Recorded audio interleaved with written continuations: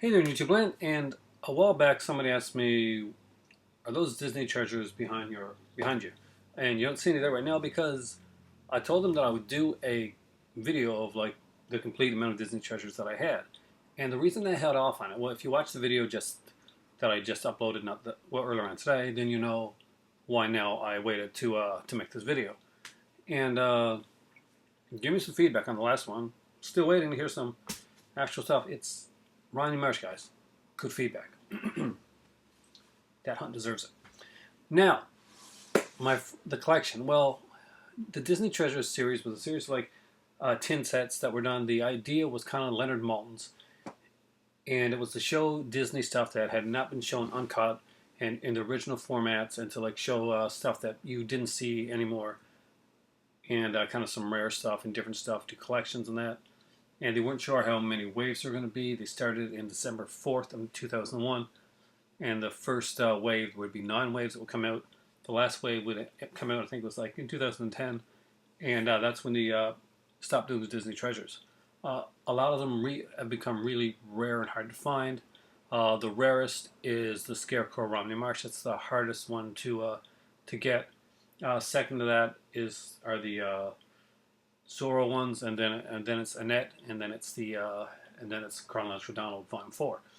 Uh, of all those, there's only one of those I don't have, and you'll see as we go through, if you don't know yet, which one I don't have. So let's go, and I'm going to do them wave at a time. The first wave, wave one, was done. They put out 150,000 of each one of these, so it's still a decent chance of getting this. So there was, the first one is Mickey Mouse Living Color Volume 1. Very cool. Back then they had like a lot of wraps around these here. I got some of my wraps that put inside the cases as well. But it's just a way to tell. And it had like the numbers and the barcode and stuff on them.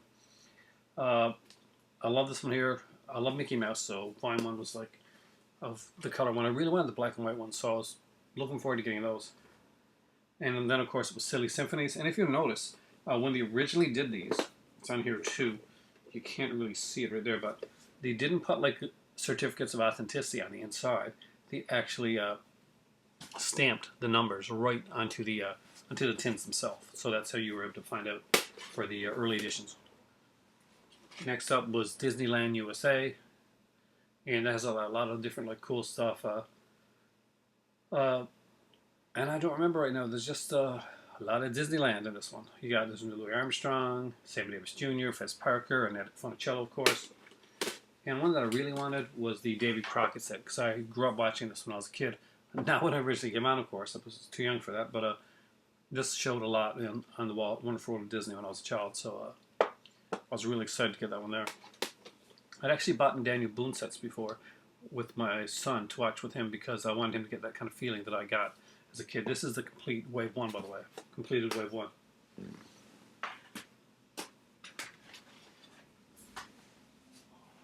Next up, the second wave, which came out December 3rd, 2002, had 125,000. So there were 25,000 less on this wave here of each one. And I finally was able to get the Mickey Mouse that I had wanted. And starting with the good old picture Steamboat Willie here, you see that it's Mickey Mouse in black and white volume 1. And as you'll see when I show you the complete Goofy, I'm a really big Goofy fan. They are still at this point putting the stamped embossed numbers right onto the tins themselves. And of course, there was behind the scenes Walt Disney Studios, and it included the full-length feature of The Reluctant Dragon, which was hard to get for a little while until recently it came out on I think on a Blu-ray or DVD set. So this is actually the complete second wave of the Walt Disney Treasures. Be very careful of these. The things about the tins is that they are tin, and they do dent, and that's something that you can't avoid it, because that's, you can be as like careful as you want. You're probably going to get a ding or two in the tins sooner or later, but you deal with that. Next up was the third wave, and this one didn't come out to 2004, so people had to wait. And this one came out May 18th of 2004. And these here had different amounts on each of the tins. The first one, which they knew was going to sell a lot, was Mickey Mouse in Living Color Volume 2. This completes all of the Mickey Mouse shorts, actually the color ones, and includes God, the Mickey Mouse shorts like the Fantasia shorts on here. They have Mickey Mouse's Christmas Carol uh, on here as well, the Christmas Carol with Mickey Mouse then, and the Jack and the Beanstalk one, just a lot of different stuff. Really, really cool one. This had 175,000 because they knew this was going to go well, and at this point they have stopped doing the tins with the stamping and actually put the certificates of authenticity on the inside. Next up was finally he got his, and the third one is the one that everybody was really looking for. It was Donald, Chronological Donald Volume 1. Donald, of course, had the most shorts to have come out, so this is the first volume right here. Really good. One of my personal favorites out of all the Disney Treasures, and by the way, this was 165,000. Was this one here. Walt Disney on the Front Lines. It has a lot of their propaganda films and their propaganda cartoons and stuff like that. So it does cross over with one of the Chronological Donalds a little bit, actually. But it's some really, really cool stuff. And this is probably one of my favorites. So I find this one the most fascinating. It's one of the highest print runs, too. So you do have a good chance of finding this one around if you look really hard. And it's 250,000 tins. It's really, really worth getting. If you don't, if you're not, even if you're not a huge Disney fan, or you haven't picked up any of these, On the Front Lines is one that I recommend to put in everybody's collection. It's just really good. And next up is another cool one. We're kind of linking to the science and stuff like that, and Tomorrowland. We got to see their space documentaries and Atom documentary. Just had that before people actually went to space. And this one here was limited to only 105,000. So at this point, this will be the lowest print run of any of the tins, and this is wave 3. So that's the complete third wave. Now, the fourth wave, you're going to notice that some of these waves are bigger and smaller than others. Had again did various and tin numberings, and basically this one here, Mickey Mouse in Black and White Volume 2, which completes the Black and White Mickey Mouse cartoons. So you have, I know all the really cool trippy black and white stuff actually was limited to 175,000 because that was pretty much, you wanted to go with the same print run as the original Mickey Mouse one. And I gotta say, it's a good one. It's a really good one. The Mickey Mouse ones are really good. One of my Better Half's favorites, and she really wanted this one really bad. This one was limited to only 110,000 tins. And when you think 100,000 stuff, that's compared to some of the 3,000 and 5,000 stuff. Now you have to take into consideration that we're not talking about a niche horror film or something like that. We're actually talking about Disney, where a lot of people collect and buy, and families buy and stuff like that. So it's actually not a lot when you consider that, the way that these were done.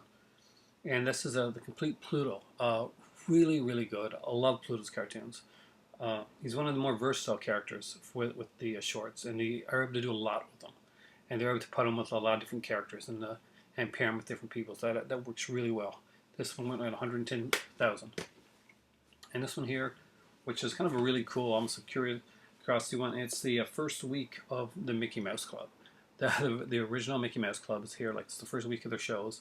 It ran, I think 130,000 tins, and it's it's an incredible time capsule back to the original Mickey Mouse Club. I really love to see them put out more of this, and there's many of these I like to see them put out more of. This just kind of whets your appetite to see what the show was like originally, and what people were watching and tuning into back then. That's all of the complete fourth wave, by the way.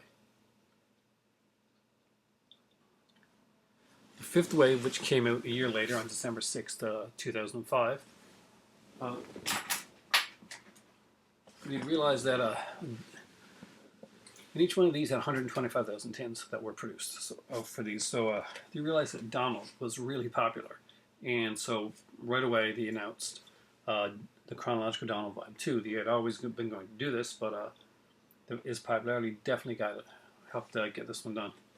Next up was Disney Rarities. And this has the complete Alice in Wonderland live action plus animation combination hybrid cartoons as well. So a lot of really cool other stuff as well. There's some great stuff in here. Some neat documentaries. A recent one that I got, but is the Spin and Marty set.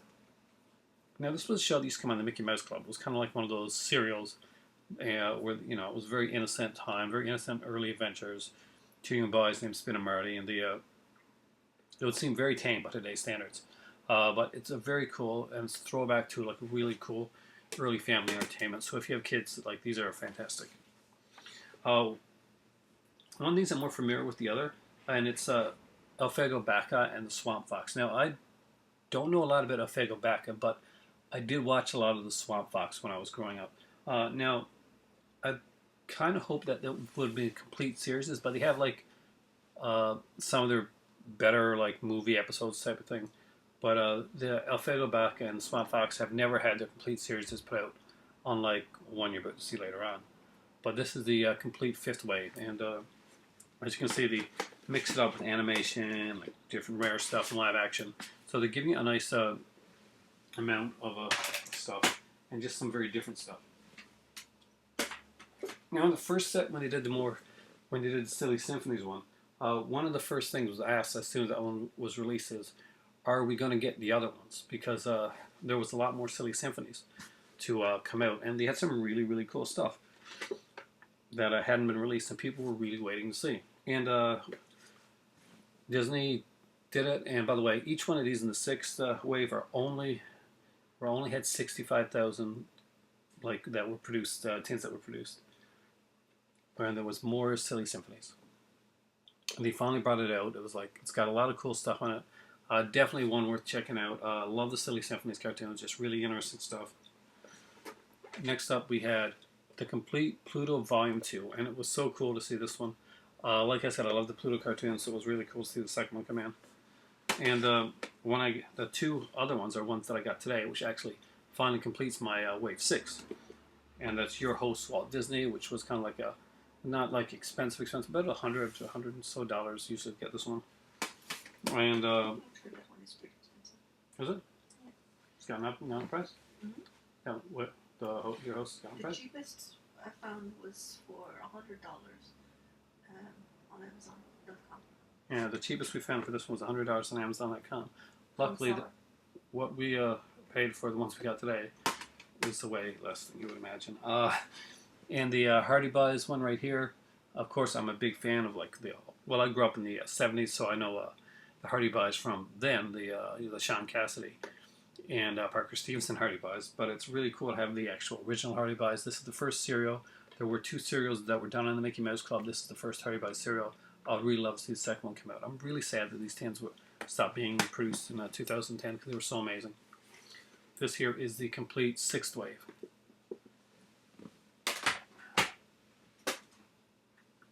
Alright. We're getting there, guys. Wave 7 came out in December 11, 2007. And they had different print runs on this one here. Well, print runs, I guess you could say that. They were different production runs. The first two had 50,000 tins that were produced. So it's getting like less each time. And the first one was Disneyland Secret Stories of Magic. And it's I got this one actually today. It's a really, really cool thing that I was actually really looking forward to. I really love the Disneyland ones and the cool stuff you see on those. The Chronological Donald Volume 3. I love Donald Duck. And this is one of my favorites. I like a lot of the later cartoons. So some people don't find the later cartoons as... But I grew up, I guess, on a lot of them. And the later cartoons were ones that I watched a lot of. Like the Bee and the Park Ranger and all that stuff. So... and they finally got back Walt Disney's original creation, which had been lost for a long, long time, to him, actually. And that was the reason that he went out and he went on his own and made Mickey Mouse in the first place.